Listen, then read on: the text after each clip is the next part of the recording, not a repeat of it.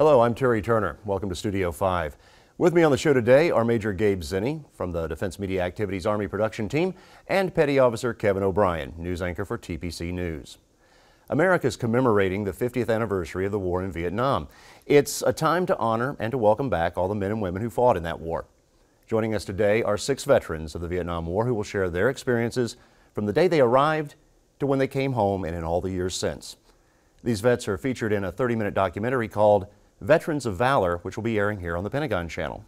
We'd like to begin at the beginning, going to Vietnam and first impressions for this segment. And I'd like to welcome retired Navy Commander Benjamin Morgan and retired Army Staff Sergeant Robert Thorne. Welcome to Studio 5, gentlemen.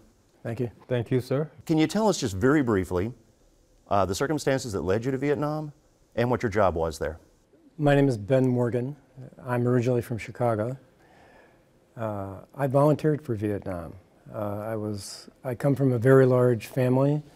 My father had 5 children in college at the same time, and to give my father some financial relief and also to get a better idea of what was going on in the world and also to earn some veterans benefits, I enlisted in the Navy.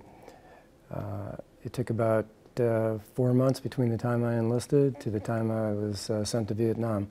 I was drafted into the Army in 1965, summer of 65, after completing high school and Fayetteville Tech Institution. I went to custodian class, and the day after I graduated from class, I was drafted into the Army. I went to Vietnam to the 101st in 1966, 1st 327, and I was in 18 Recon Platoon, which we were named Tiger Force. And I stayed there until January 67. I came home, and I went back to the 82nd Airborne Division, and from there, between the summer of 67, I went to Detroit Rides. Yeah, pretty well-rounded. I think a total of 3 tours in Vietnam as well. I want to get back to that in just a little bit, gentlemen, but right now we have a clip from the Veterans for Valor documentary that we'd like to share. This is Marine Lieutenant Colonel George Brewer on what he saw when he first landed in Vietnam. Very powerful first impression. My first day in Vietnam was very traumatic. I got there on a C-130. I went through Okinawa, left out of Travis Air Force Base. And when I came off the airplane, and we all lined up and we were all in formation, I was a Brown Bar Lieutenant Marine. I'd been through training, and I looked down to the left and I looked over to the right. And all I saw was rows of coffins with American flags on them. And I looked at the guy next to me and looked around, and I said, I guess that's what we're here for, huh? And it proved to be very true for a lot of us, and I feel like I was very fortunate to have survived. It was a sunny day, and it was very emotional to see those flags. And little did I realize how many of the buddies that I had gone through infantry school with and everything else may have been among those coffins going back home. That was from a segment of the documentary that was subtitled Day One, and a lot of the stories that we hear from you and your fellow veterans in this documentary deal with how you hit the ground running. You came into the war the moment you set foot in Vietnam. Can you tell us a little bit about your first day experiences? Well, I flew to Vietnam from Travis Air Force Base in California, and we flew to Hawaii and then on to Okinawa. And it was rather interesting to fly in a chartered aircraft and move from culture to culture within 24 hours. And when we stopped in Kadena Air Force Base on Okinawa, you saw what looked like miles and miles of B-52 bombers wingtip to wingtip. And then to fly on to Vietnam, and as we're landing, you could hear the scream of jets going off to missions in various places in the country and even North Vietnam.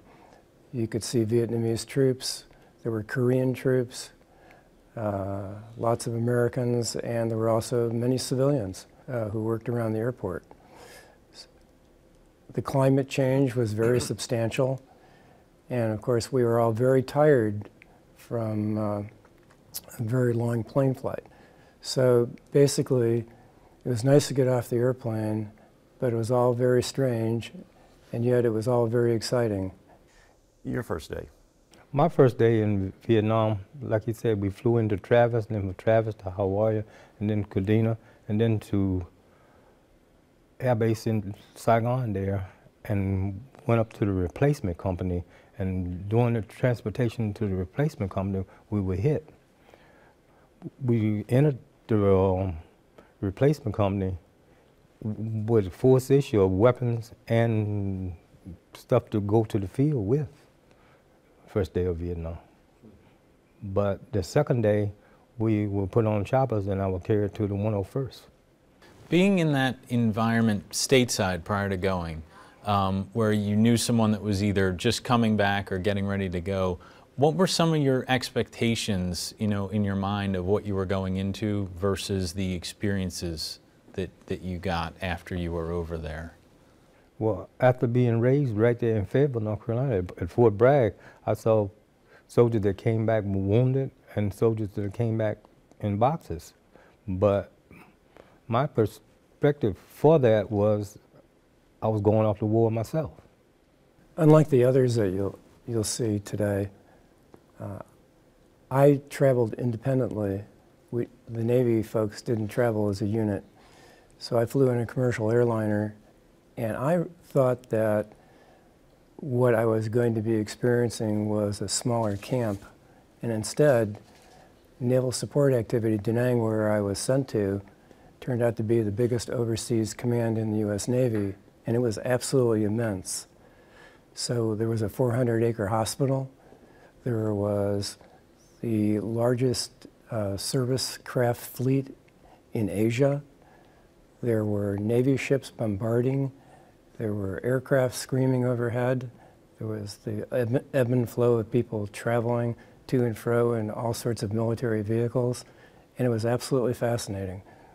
Before going to Vietnam, was there anything that you did, whether it was basic training or your school following basic training, that prepared you for what you were going to experience in Vietnam?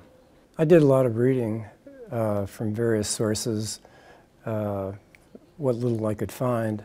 I thought it was important before I went to understand some of the culture and the history of the country. A lot of Americans even today don't realize that Vietnam had won its independence from France in the 1950s, and that when our troops entered many of the villages early in the war, the people there spoke French. They didn't speak English. So you really had a situation where a lot of people were trying to adapt to a new Western culture as well as ours. And for our part, we are not real famous for our linguistic capability, and so there were issues from time to time where people had trouble understanding the other, which sometimes led to bad consequences. Thank you very much for joining us, gentlemen. Former Navy Commander Benjamin Morgan and former Staff Sergeant Robert Thorne. Thanks, both of you, for joining us on Studio 5. And coming up after the break, we'll have two more Vietnam veterans with us to tell us about their experiences on the ground in Vietnam. We'll be right back.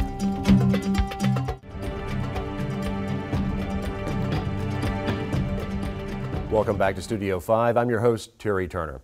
We're continuing our look back at the conflict in Vietnam and the Army documentary that was made about it called Veterans of Valor. We're going to talk now about the experiences from in the war itself, and joining us are two more men who were there, Army Colonel Richard Dianich and Army Colonel William King. Thank you both for joining us today. Gentlemen, can we talk a little bit about the circumstances that led you to Vietnam and what your job was there? You first, sir. Sure enough, I was drafted after college, and rather than be drafted, I enlisted to be an intelligence specialist in German language because I had that in undergraduate. And I got the basic training, and the basic training commander came to me and said, "Well, Private E1, he said, you're enlisted to go to intel school." He said, "And you're going to do that, but then you're going to go to Vietnam as a rifle platoon, or not a rifle platoon leader, as a rifleman." It was later I got the platoon leader thing. But he said, "They're opening up Armor OCS, and I'd like you to go." And I guess I was one of the more cunning looking of his privates. and I went to Armor AIT and Armor OCS, and 2 weeks before commissioning, the sergeant major, not of the battalion, of the brigade, came to me, and he said, "Well, cadet, where do you think you're going?" And I said, "I guess I'll be going to Germany or Korea, Sergeant Major. No tanks in Vietnam." There were, I think, 5 Sheridan tanks in the whole country at that time. And he said, "Oh no, you're going direct to Vietnam as a rifle platoon leader." So he said, "I have 12 slots for flight school," and he said, "You're going." So that was the HR system that sent me to Vietnam. Colonel King, what's your experience? Well, when I graduated from high school in 1963, I enrolled immediately in college, and I made a strategic decision. I could either go to Vietnam, because it looked like everybody was going to go. I could either go as a private or as a lieutenant. So I enrolled in the ROTC program, and when I graduated, of course, I was commissioned at that time. Went to Fort Meade, and we were all waiting then for our orders to come. We anxiously looked at the mail each day, and then my day came. I can still remember the feelings. Well, welcome back to Fort Meade. That's where I was, exactly. Now in war, you're faced against an enemy, which is a challenge in itself, but also you have environmental challenges, whether it's the weather, the wildlife, just the climate itself. Can you explain to us maybe some of those physical challenges and maybe perhaps psychological challenges that you faced while there? My responsibilities in Vietnam were as a supply platoon leader. Of course, we had to move supplies to get them to people or to get them to organizations that needed the supplies. So we were affected very much by weather because of flights. The roadways, especially during the monsoon season, would become almost impassable. And I also wanted to mention that, you know, I was in Northern I Corps, almost as far north to the DMZ. And in the winter season there, it was actually very chilly. You know, we had to, you know, deal with the moisture and then deal with the cold at nights. I mean, we slept under covers. Well, Bill was quite far north, but I was further north. I was at LZ Sharon at Quang Tri, and it was supported 1st Brigade of the 1st Cav, and I was in Charlie Company, 229th Assault Helicopter Battalion, the stacked deck as a section commander. The leadership that we had in my unit in I Corps was so excellent, and you can hear a lot of military experts talk about how poor the leadership was, how ineffective the units were. But I can tell you, our leadership was just over the top. And environmentally, we flew every day. We flew at least 2 out of 3 days. And after a month, I was leading flights, maybe with 400 hours total flight time. But I did have 100 average in map reading in flight school. And that must have gotten to my commander. So I did that, and we had the monsoon, and it was freezing cold. At night, the officers are in 4-man tents when the division commander did not allow floors. So we'd go fly to warm up with the aircraft heater, a good move. And I want to talk about the jungle. On one, let's call it a resupply, rescue wounded, and take dead out from a firefight. It was in triple canopy, and I'd been there for some time. I had learned to fly, actually. And we went out there, and you couldn't even see the smoke coming out of the top of this. We use colored smoke to ensure you're landing at the right place, not the wrong place. And single ship go out and get these wounded. And they had to blow the trees in this landing zone. And you couldn't even see a hole in the top of it. But finally, we found the thing. The crew chief and door gunner, they're hanging out the sides looking for it. We found it, and we hovered down in it. And it took us 15 minutes to hover from the top of the canopy down, and when we got to the bottom, it was just crisscross blown logs. No security problem. They had a perfect perimeter around it. No, it's so thick they couldn't shoot more than 100 meters in that and hit anything.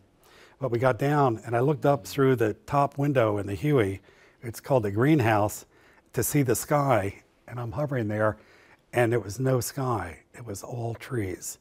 I mean, I'm talking about thick jungle. So another 10 minutes to hover back out with the wounded and a couple dead and go back. But the jungle had a huge effect on all of the ground and the air mobile operations over. What are some of your recollections on, you know, what was new technology at the time and how it impacted some of the missions you were doing, and then how it impacted, you know, the war as it went on? Well, I think the radio technology had improved quite a bit. What they're using now is far beyond that, but I had a couple of supply helipads that we had to keep track of aircraft coming in, going out, and make sure that things were staged properly for them to pick up and move out. So with the good radio communication, I mean, we never had any problems. I'll just put it that way. Everything ran real smooth. Well, sir, I flew Hueys for 18 of my 30 years on active Guard M-Day and active duty, and I never had a non-enemy induced engine failure. So it was such a great aircraft, and I crashed a couple of them, shot down. I'll give you the facts there, but never wounded in the aircraft. And you are protected by 40,000 inch thick T-70, 76 aluminum, but I was luckily never wounded. That my record on that aircraft was 9 rounds that one North Vietnamese soldier put into the right rear of our aircraft, hit the bleed band on the engine, blew the oil tank up, wounded my door gunner, and 5 rounds went between me and the co-pilot, who unfortunately decided he wanted to land. But we didn't land. We flew on 5.5 kilometers and crashed it on a fire base.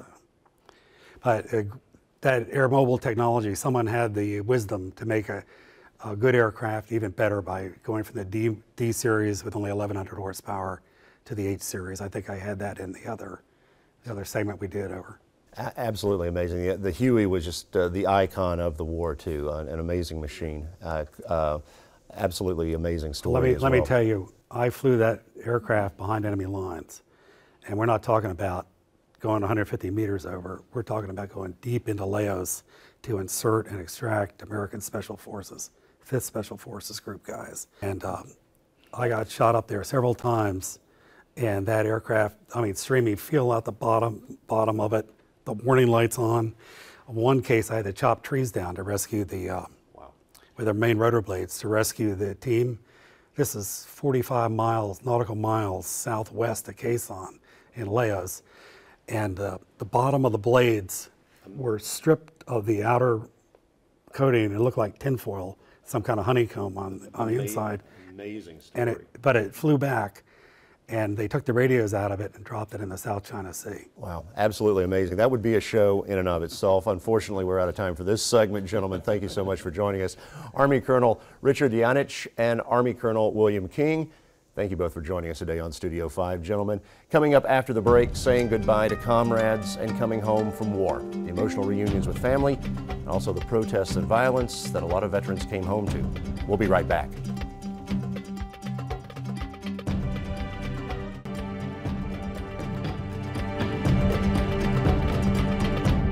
Welcome back to Studio 5. I'm Terry Turner. Coming home from war is usually a joyful time, but coming home from the war in Vietnam was often difficult, with the nation bitterly divided and demonstrations and protests going on all across the country. Let's watch a clip now from the Veterans of Valor documentary. This is Staff Sergeant Robert Thorne, who was with us earlier in the show today, talking about his experiences each of the 3 times he returned from deployments to Vietnam. Well, the only time I came back in '67, well, we was already told that what was going to happen to us when we arrived in the States. There were violence and people against us going to do what we were sent to do for the country. And each time there was something to come back to what was happening, what shouldn't have been happening. '67 was Detroit riots. I was in the 82nd, assigned to the 82nd Airborne Division. I went up to Detroit when I came back home in January '67.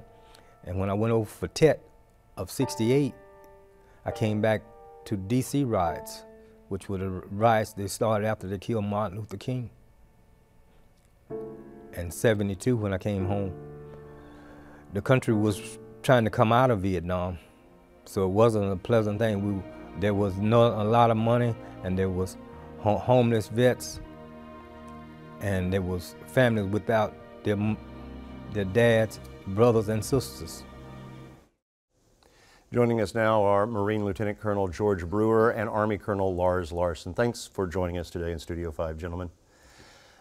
We saw that video clip, and of course, outside of the Civil War, there was probably no other time in American history when this country was as divided as during the Vietnam War. What was it like being a service member, coming home to that kind of division and unrest in the country you were fighting for, sir? Well, for me, the most important thing there was I felt like it was an important purpose. And I was one of the only guys in my class, my high school class, that ended up going in the service. And my younger brother had to go. He was drafted. And one of the biggest challenges, not only there, but when I came home, was to take and convince people that it was really worth the sacrifice that we've made. And that was important. And I ended up being a recruiter. And the feelings, the emotions thereafter were just immense. And it was very profound, that experience coming home to the people who literally hated you, and said that you divided their families, and that you had taken and you helped divide the country because of what we did. And it was very difficult. But the most important fear that I had at that particular time was having a family when I came home. Because a lot of the men that I knew, they didn't have marriages when they came back. And their kids, in a lot of the families, I ended up burying a number of the people that, as a CACO, Casualty Assistance Officer, some of which I had gone through school with, you know, and it was very difficult. My basic school class was just decimated. Sir, your experiences coming home to that kind of division in the country? Mine was a little bit different. I was actually at the end of the Vietnam period. I returned in February of '72. My wife was in northern Midwest at the time. I was interested in moving to my next duty assignment, getting into school there, and moving on in my life. And I think that kind of characterized the rest of the country as well at that time. We knew we were leaving Vietnam, we were putting it behind us, and we all kind of said, okay, that's closed, let's move on. And I think everybody started getting busy doing those things. There are a lot of other events going on, a lot of space exploration that year. I think that distracted a lot of people from what was going on over in theater. And I think generally, though, people were just trying to move on. Let's get that behind us. When you returned from Vietnam, did you feel, you had changed as a person, or, the experiences that you had over there, have they affected you, throughout your life and today, make you who you are? I would say yes. I became much more tolerant. Little things didn't bother me. I can put up with a lot. I appreciate the little things in life. Warm socks, good meal, hot coffee, always good. And I think probably looking back, it did change me. Value things a lot more. It changed me profoundly. I did a lot of reflection, and I wasn't a lemming when I came home. I wasn't somebody that just listened to what the politicians said and just followed them blindly, or the leadership blindly followed them. I learned that human beings are not infallible, and they make decisions, they take risks that jeopardize everything that I ever stood for, as far as my morality, all those types of things, that you start to question things. You're thankful. If it doesn't involve lives, it didn't seem like it was very important to me when I came home. I just saw too much, and saw the sacrifices that were made by young men and women that believed in a system that in many ways, they went to war, but the politics of it all were very disheartening. But that didn't take away from the camaraderie that existed between the people. I mean, these guys that I served with would die for one another, and they loved each other. And being in the Marines, which is a band of brothers, and it's just phenomenal, the camaraderie and the dedication to one another in a combat zone. Looking at today's generation, the post 9/11 service members who have served our nation, Iraq and Afghanistan, Do you see any similarities? Can you make any comparisons to the war in Vietnam to current post 9/11 service members? I think they, like I, when you return, you want to put that experience behind you. You kind of file it away and move on with the next chapter of your life. Not that you want to forget everything, but I think there are lessons there that you take forward and you move on from there. And when you can, you reflect on it, and sometimes you don't want to. The haunting memories never leave.